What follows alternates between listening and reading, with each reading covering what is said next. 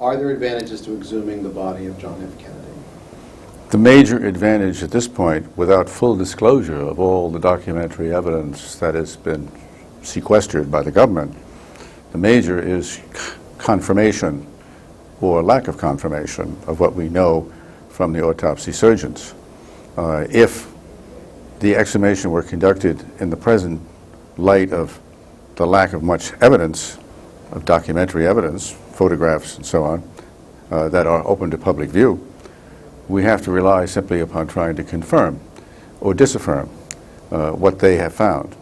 And in the hurly-burly and of the moment, there's no question at all. I found in my exhumation experience that they miss a great deal, or they misstate a great deal, and particularly in someone of the celebrated status of John F. Kennedy. So that would be the main responsible reason for conducting an exhumation at this time. I could be backstage with it. As far as personal involvement, as I've been asked this question many times in conducting a number of exhumations. Is there any exhumation that you would not conduct? And I said, well, if it's a justified exhumation, yes, there are some even justified, legitimate exhumations I would not conduct.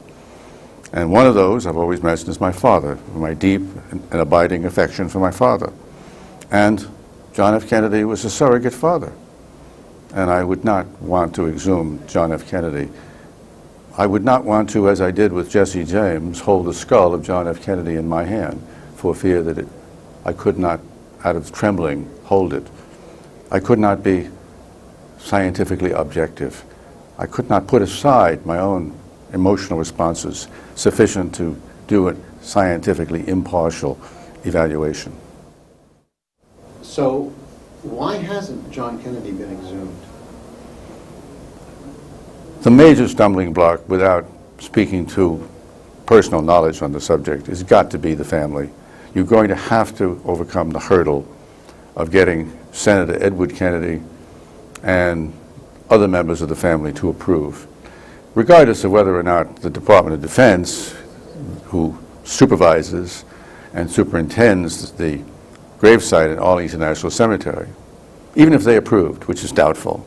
And they certainly would also go to the Kennedy family. That's why you need a hook to get to the Kennedy family. And a hook may be something other than his death.